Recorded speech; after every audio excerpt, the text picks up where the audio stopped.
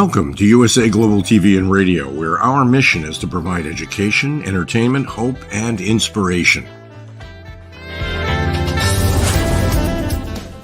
USA Global TV and Radio connects you with experts and audiences all around the world every single day to help you succeed in business and to live a richer life. Visit us at usaglobaltv.com to learn about career and life-changing training and mentoring programs like the Listening Mentor. Subscribe to our newsletter to stay informed about our special programs and offers. Discover how you can become a guest on one of our shows or a host or producer of a USA Global TV and Radio show of your very own. That's USA Global TV and Radio, where the doctor is always in.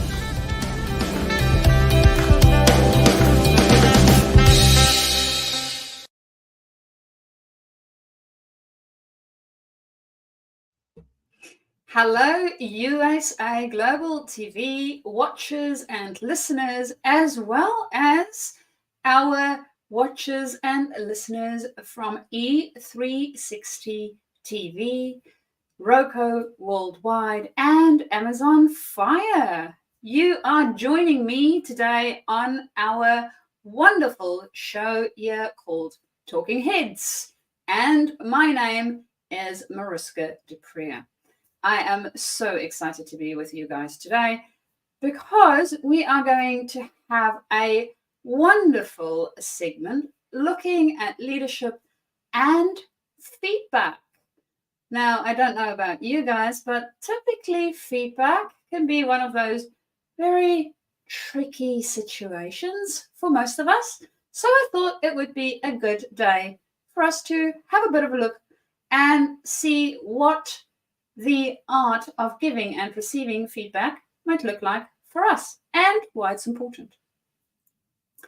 So, without further ado, shall we jump into our wonderful segment then today? And we already have somebody watching as well. Yay! From Atlanta.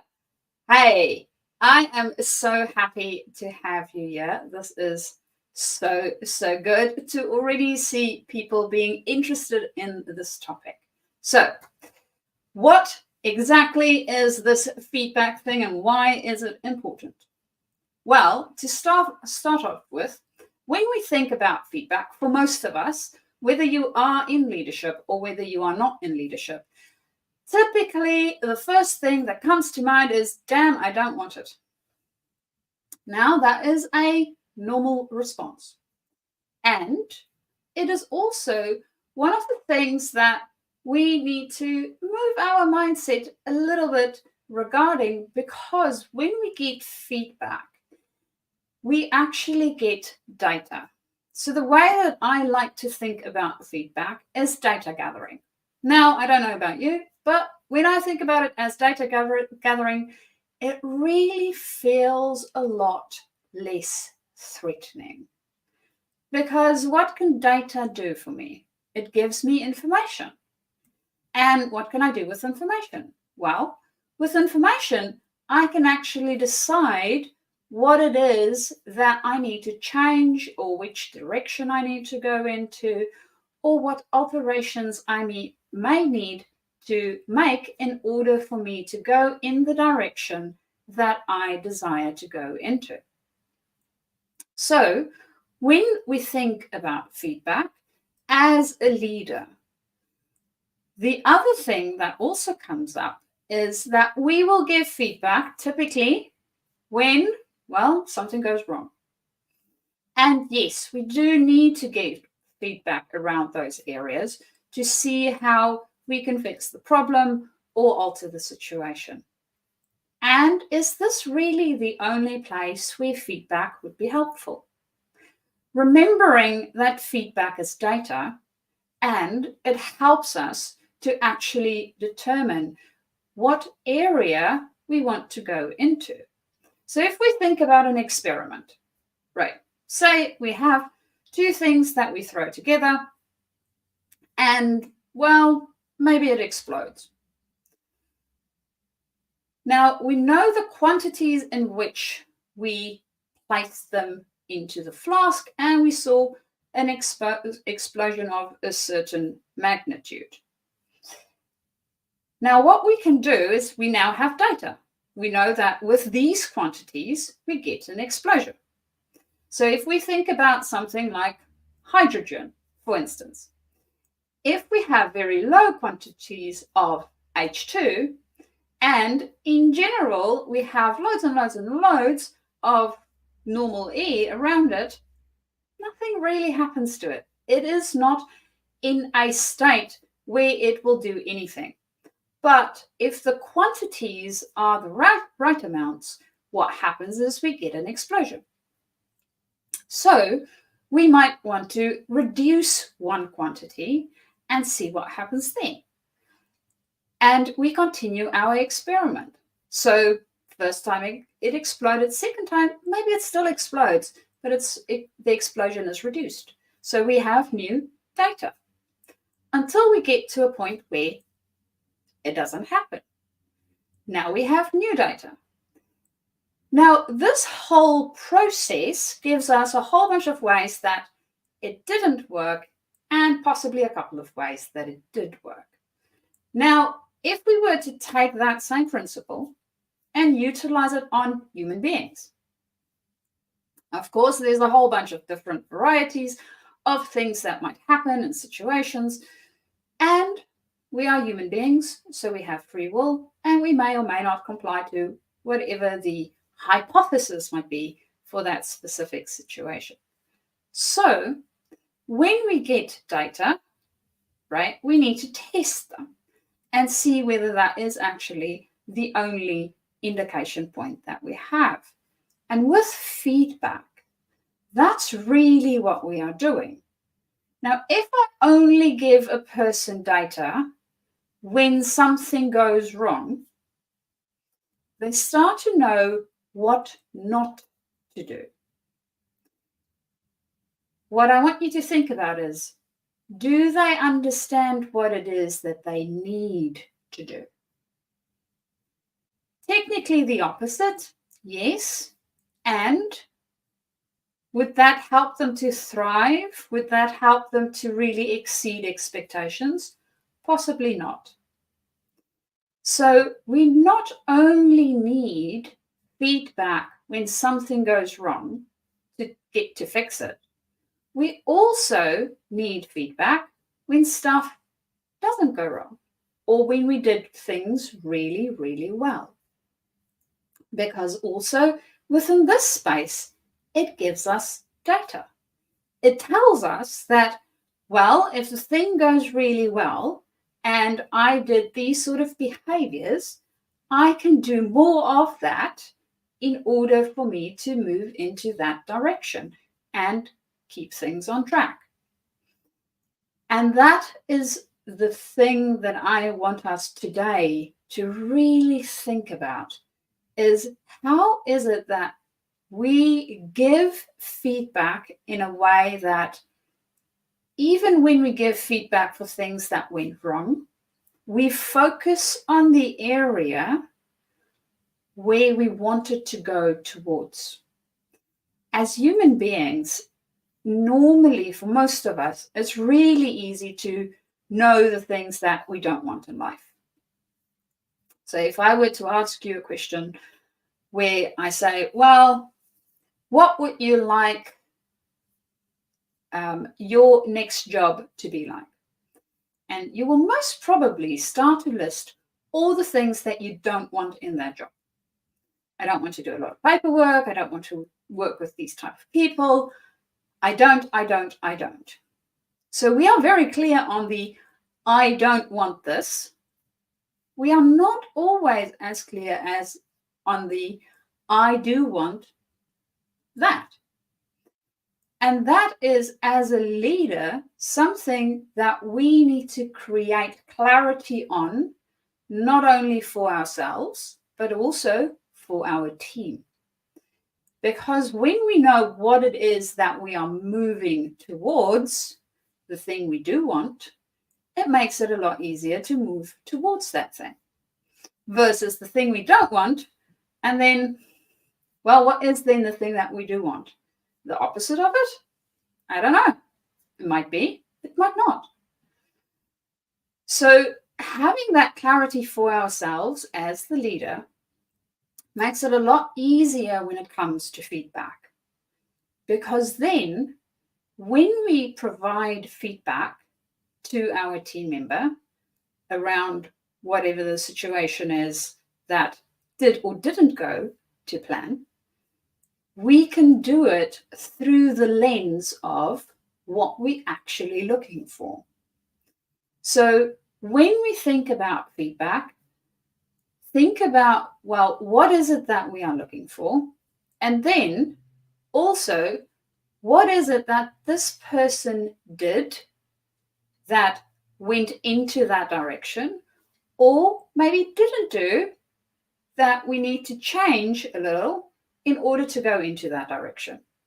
Now, when you think about it, if I have clarity on where I'm going and the types of behaviors that would lead me there, it is a lot easier to then tell the person, well, you know what, this thing didn't quite happen the way that we thought it might. And if we are to do this behavior, we know that we will go into the direction that we actually want. So how might we change it? And it becomes a conversation around how to move into the behavior or the direction which we actually want to move into, versus trying to fix a problem that may or may not be able to be fixed, or blaming each other, because, well, we know how that also comes up within any feedback space. So having that clarity gives us a good ground on which to start. And that is vital for us as leaders, as well as for those in our team, because now we're working from the same base, and it becomes a lot easier to give feedback, because now I can also focus on the data that I'm providing this person versus possibly attacking the person. Because we also know that within a feedback space, we want to create psychological safety. And to create psychological safety, I need to be able to really see and hear the other person. And when I don't have clarity on where we're moving towards, it becomes really difficult for me to see the person, the human being, on the other side of whatever the feedback is that I need to provide. And all sorts of things start to happen for us in that space when that happens. So it might be that we get scared and we don't want to give them the feedback. We might feel that if we give them the feedback, they'll get upset. Whatever it is that we make up for ourselves, it hinders us from actually providing useful data in order for them to alter or change or look at the behavior that took them into a space that wasn't as desired as the one that we actually want. It's also for us a lot easier when we are clear as to what the behavior is that we are looking for, because then the other person has clarity on actually what they need to do. So I know Brene Brown has a saying of clarity is kindness, and it applies in feedback as well. The clearer we can be on the behaviors around what the team is or isn't doing, or the specific thing that went wrong or went right, the easier it is to then not do that thing or continue doing that thing. And of course, I know for all of us, this is a work in progress. So typically, because most of us do not like feedback and we think of it as something other than data, we have a tendency to avoid it. Of course, because we avoid it, we never really get good at having those conversations. So one of the other elements that we want to give feedback, to think about, is around how do we do this in a way that would be generative. Now, when you think about giving feedback to somebody else in a generative way, what emotions do you feel in that space? How do you feel? That would be to have a generative feedback conversation where you can provide them with the data that they require to alter or change the behaviors into a space where they have clarity what they need to do better. Even as I am speaking these words, how does that make you feel when you think about having a generative feedback conversation? For me, personally, it feels liberating. I would love to have a generative feedback conversation because then I can grow. I know I can learn from it and I can change it. I need to change my process. I need to look at it in a different way and maybe add other strengths into spaces that I haven't even considered adding. And that is the difference between having generative conversations when we have these feedback conversations versus non-generative conversations where we blame each other or where we try to have that conversation with the person, but it doesn't quite come out of our mouth the way that we wanted, or maybe it's not received in the wonderful way that it could be received either. And the other element when we think about being a leader and feedback is also to be open to feedback. Now, yes, this might suck a little bit, especially initially, because we're not used to it. I had a personal experience not so long ago, actually the beginning of this year, where I personally received some feedback and it felt quite harsh. Honestly, I was a little bit upset at the beginning, possibly a little bit more than a little bit upset, seeing as I reminisced about the feedback for a couple of days. And then came to the conclusion that, well, I can take this feedback as this person sucks and I never do anything wrong, or I can take it as data and go, okay, great. I received this feedback. It didn't feel so good. And I want to change in order to create something that actually feels generative for me. And how do I go about doing that? And that's what I did. I figured out what would feel generative for me, what's the direction that I wanted to move into, and then I took my data points and I started to experiment.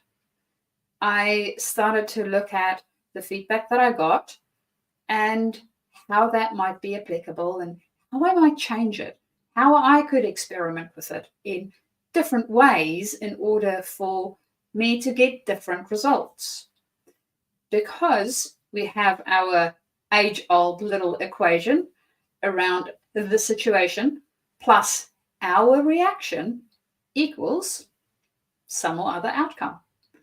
And I can always change my reaction. I might not always be able to change the situation. And because I change my reaction, I have an influence on the outcome I will get. I am one of the things that's being poured into the flask. And I can make sure that it is not an explosion, but actually something that's generative. And as leaders, being able to do that for ourselves makes it a lot easier then to also help the rest of the team to do it for themselves. So thinking about the way that we receive feedback, even when it stings, because remember, we cannot control the way that the other person gives the feedback to us. We can, however, be curious, and we can ask questions, and we can, if they weren't as clear about exactly what it was or specific about an exact point in time or a specific situation or even a specific behavior, we can ask so that we can get clarity and we can get the information that we need in order to have the data that we need in order to then change the thing that we need to change. And of course, with feedback, it is around seeing what the intention is. So if I've decided I'm going into a specific direction and the feedback that I get does not necessarily support the direction in which I'm moving, well, I can take it with a pinch of salt. It's always my decision whether I want to act on the feedback or not. Does it serve the purpose of where I am heading or not? I mean, if for whatever reason I want to be a horrible person about it, and the direction in which I'm moving is to be a horrible person, well, then it suits. But if I don't want to be, and I want to be well-liked or honorable or whatever the thing is that I am working towards, and my feedback that I get tells me that, well, the way I showed up, maybe I looked like a dick just a bit, then I can adjust it. And I can make sure that I change the way that I show up and become the person that I want to become because it serves the purpose.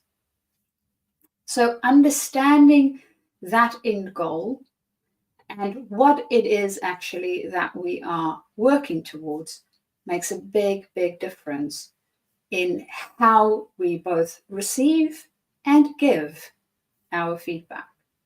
So as you go on your day and influence others, lead others, be with your team and your family because you are a leader in multiple spaces in your life, think about how you can gather the data that would help you become the person that you want to be and serve the group in a way that will help them to actually have generative conversations where they move in the direction that you all decided on moving into.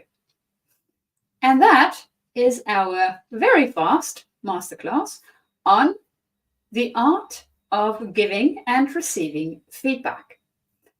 And before we end our show today, remember we are also hard working and driving to add some subscribers. So we want to reach 100,000 subscribers on both our YouTube channels by September the 15th.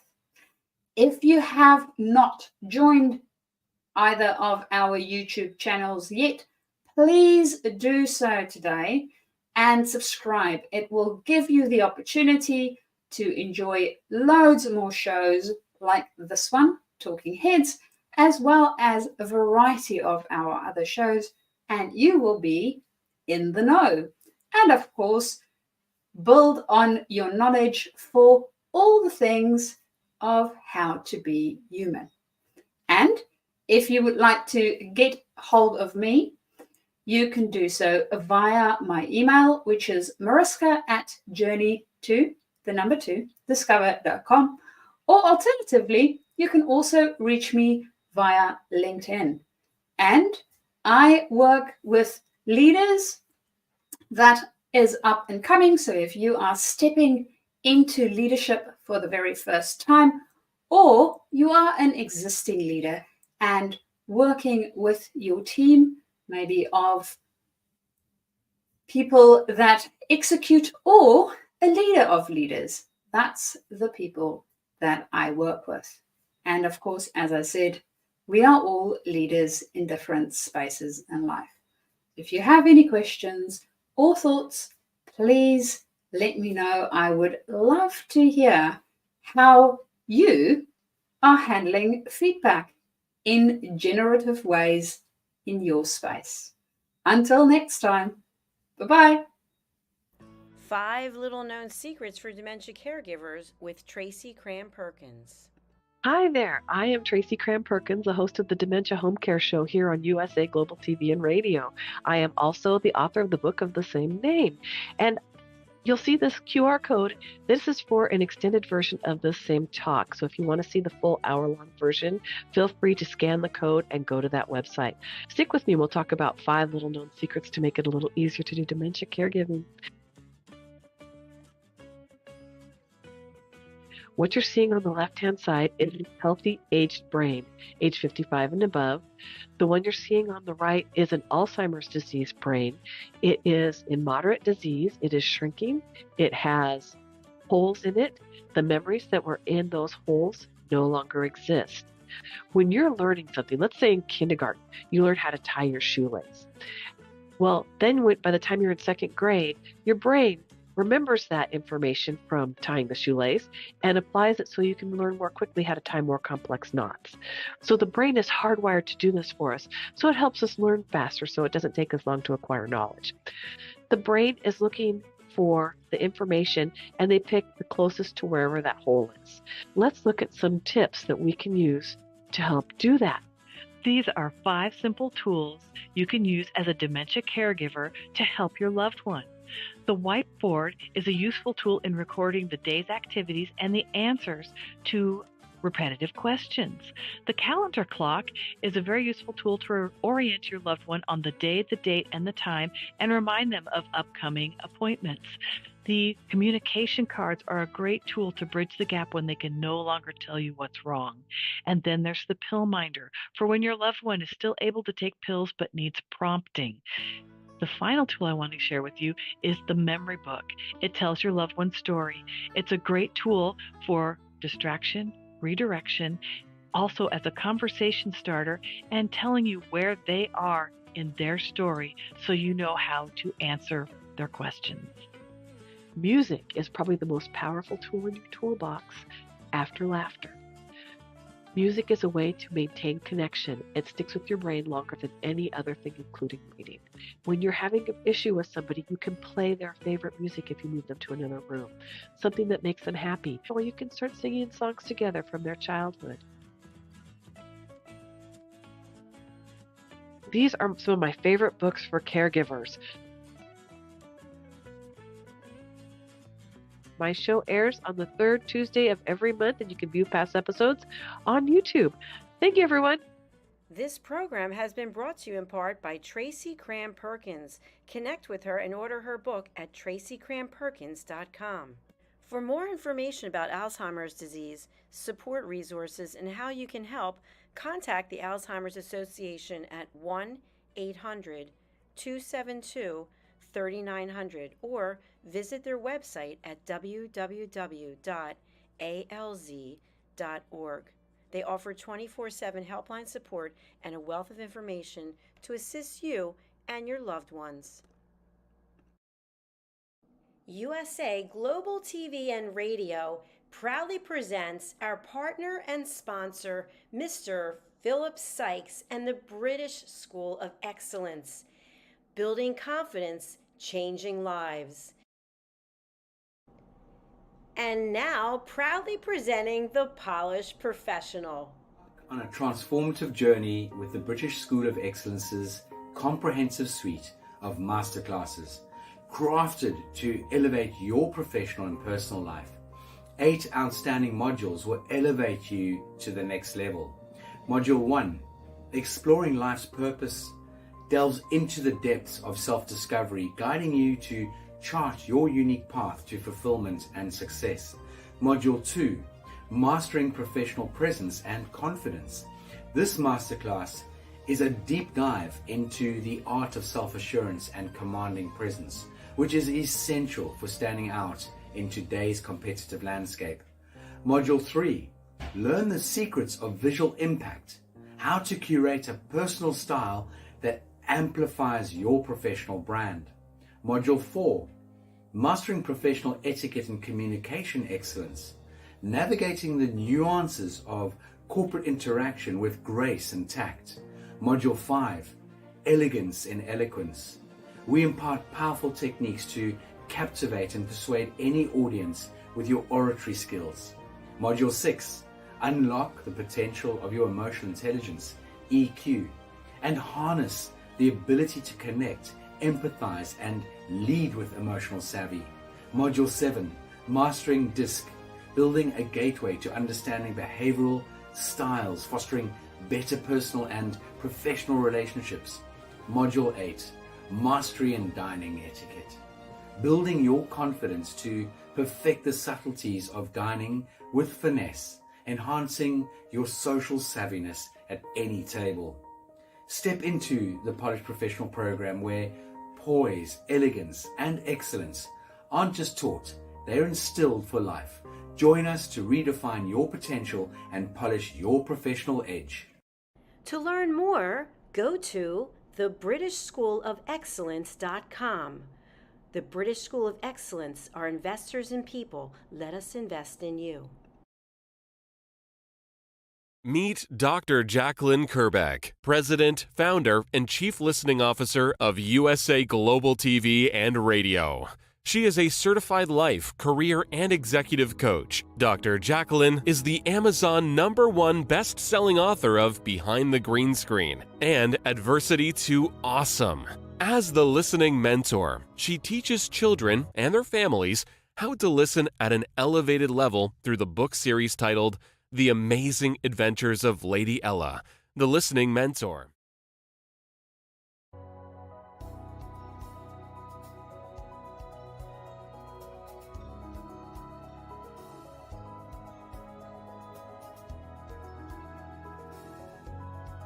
The Creative Hearts Awakening book series features heart-centric creatives who share their awakening journey. Through the Power of Listening educational course platform, people can get certified as elevated listeners on USA Global TV and Radio. Learn how to center yourself and align with nature through the power of nature, plants, and shrines.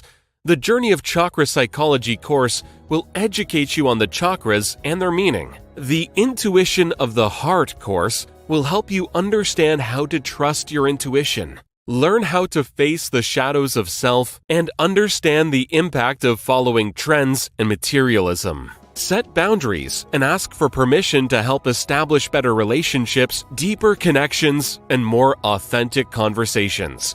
Take your communication expertise to a higher level with the course for curious humans. After all, we are not robots. Looking to start your own podcast platform? Get everything you need in the Podcaster Pro package with Dr. Jacqueline Kerbeck.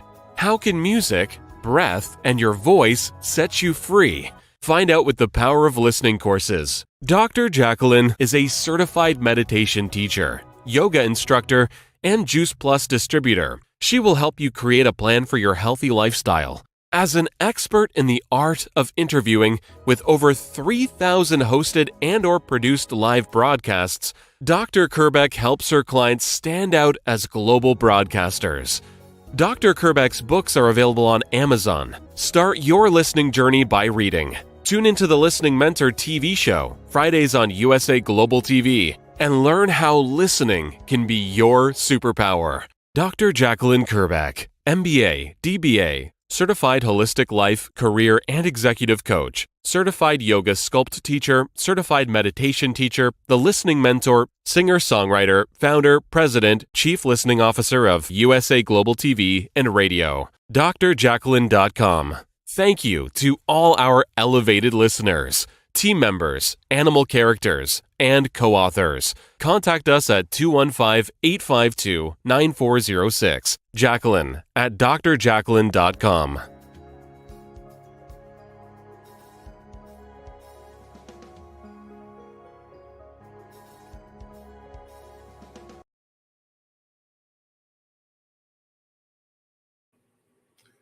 Hello, everyone. Hello and welcome. My name is Roland Friedl, and maybe as you can recognize from my accent, I'm Austrian, so it's a small country in the middle of Europe, in the heart of Europe. And yeah, I'm 59 years old. I'm a father and a grandfather. And from my business background, after my very short but very successful corporate career, I was the youngest member of board of director in a huge business, a huge company. I started my own businesses in different areas, in different industries, and I got a lot of experience, what is working, what is not working. And about 2.5 decades ago, I started a training, coaching, consulting company, Spartan Performance Systems, where I did and still do train and consult international huge businesses worldwide like Xerox and other big players in the world. So we do a lot of sales trainings and management trainings with my team in different languages. That's my main background in business. Besides that, I'm very engaged in men's work and also in the environment. That's my background, to make it shortly.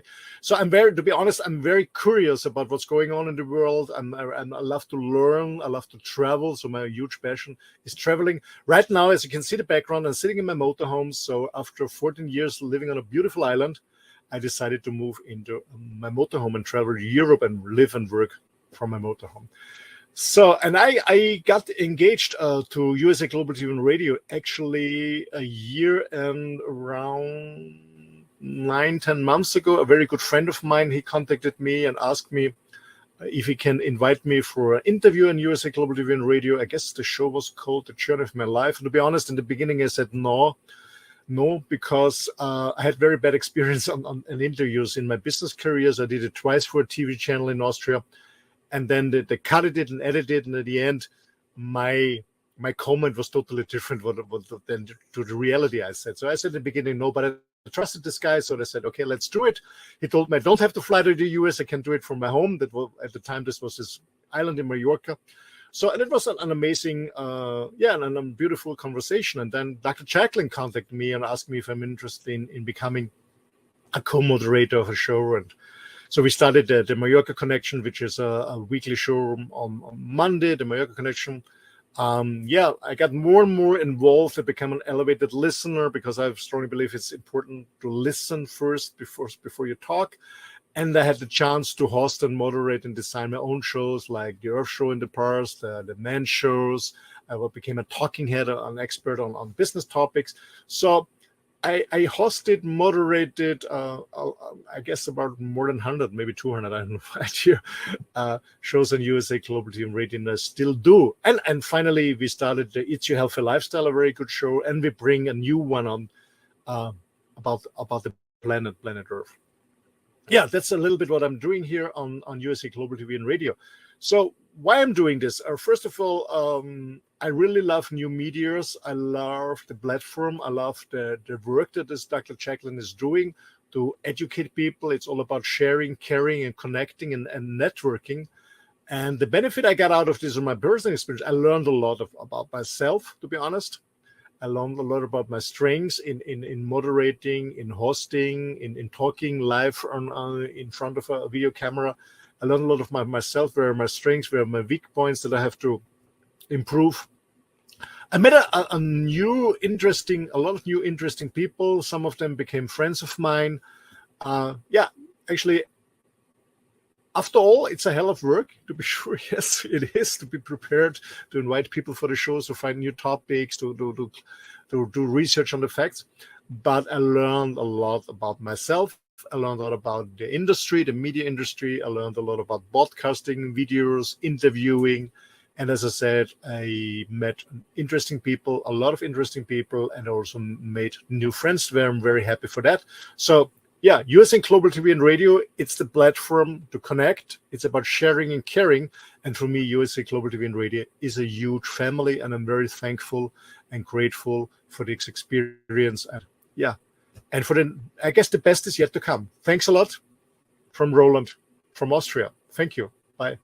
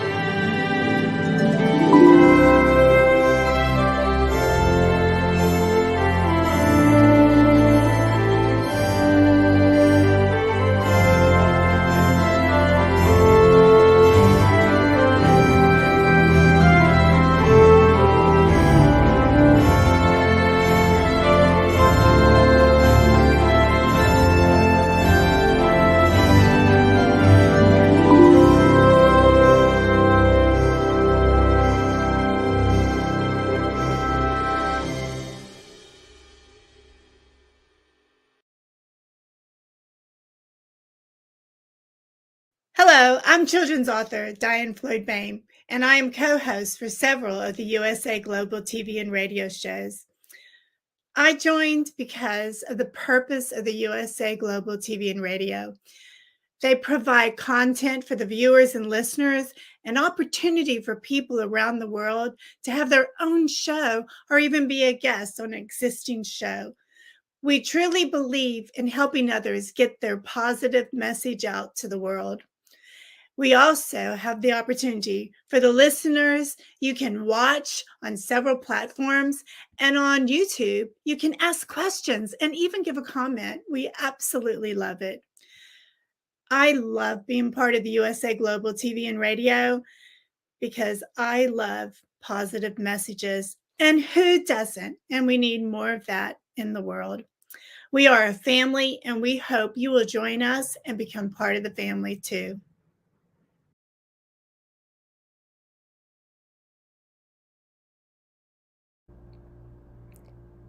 This program has been brought to you in part by Zane Carson Carruth, etiquette and protocol expert, international award-winning author, television show host, and philanthropist.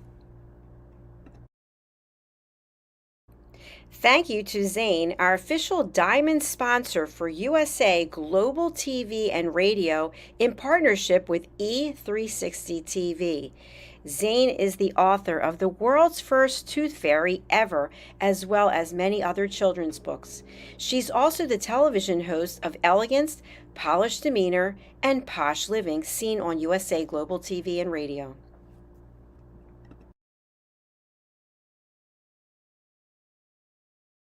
Hi, my name is Zane Carson Carruth, and I'm the author of this book, The World's First Tooth Fairy Ever.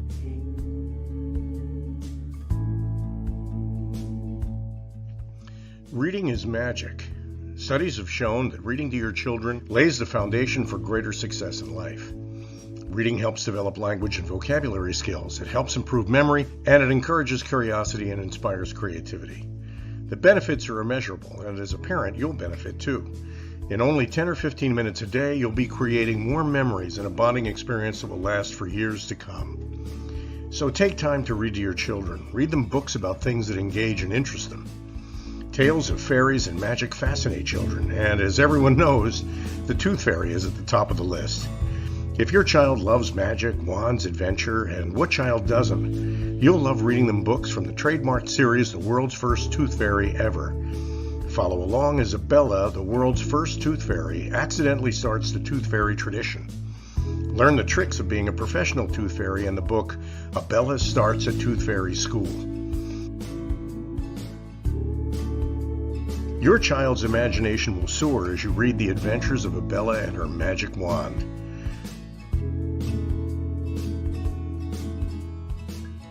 These wonderful books are available at worldsfirsttoothfairy.com and at Amazon, Barnes & Noble, and Walmart.